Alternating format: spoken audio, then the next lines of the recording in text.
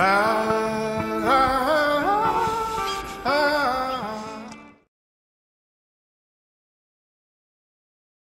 Messieurs, bonjour, ici Damien Pirot qui vous parle en direct du cabinet du docteur Serge Maury.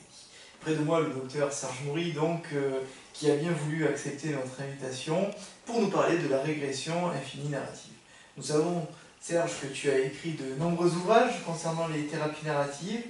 Est-ce que tu veux bien nous expliquer en termes que toutes les personnes puissent comprendre ce qu'est la régression infinie narrative? Avec grand plaisir, Damien, mais avant, il faut impérativement que je puisse expliquer un petit peu ce qu'est le point de régression infinie, mais par la porte d'entrée du temps. C'est-à-dire qu'en fait, on ne peut comprendre le point de régression infinie narrative que si un observateur a la notion du temps. Est-ce que tu peux préciser la notion du temps en lien avec le point de régression infinie narrative? Avec grand plaisir. D'ailleurs, j'en ai un petit schéma pour que ce soit plus clair pour nos téléspectateurs et pour nos auditeurs. Donc, voici la peinture d'une personne qui tient un cadre qu'il place devant son visage.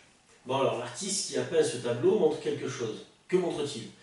Disons que c'est la personne qui tient la peinture de la même personne qui tient une peinture, et alors, mentalement, il fait ce qu'on appelle un pas en arrière, ou comme on dit, il fait ou il régresse et peint la peinture de la personne qui tient la peinture de la même personne, et ainsi de suite.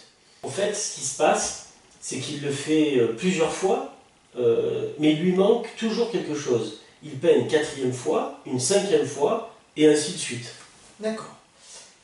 Et la régression infinie, comment est-ce qu'on l'explique?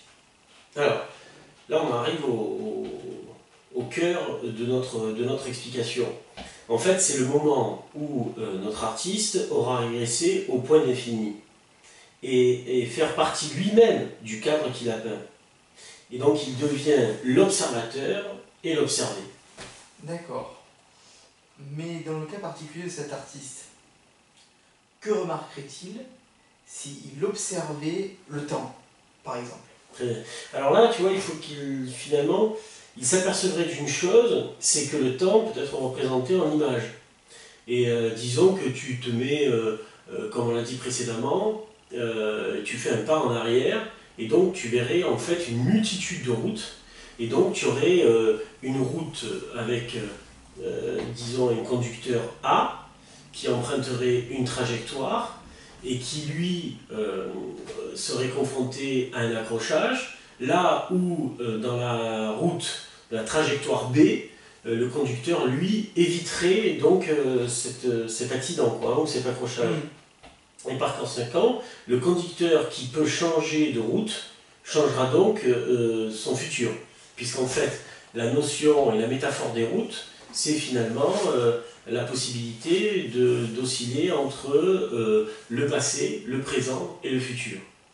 Donc en fait, c'est une manière d'emprunter une autre histoire, un autre itinéraire pour pouvoir supporter son histoire et sa vie de manière plus légère. Une route alternative donc à celle qu'il aurait déjà suivie. Tout à fait, c'est exactement ce dont nous avons fait référence lors de nos précédentes vidéos, lorsque nous avons parlé de l'histoire alternative et de l'histoire dominante saturée. C'est-à-dire que l'histoire dominante saturée, ça serait la trajectoire A où il y a un accrochage, et l'histoire alternative serait la trajectoire B où l'on éviterait cet accrochage et on aurait la possibilité de mieux se projeter dans le futur en ayant une version préférée de son passé qui conditionnerait ce qui se joue dans le présent pour mieux se projeter dans le futur. Très bien. Serge Maury, merci pour cette interview. Merci à toi, Damien. À bientôt. À bientôt.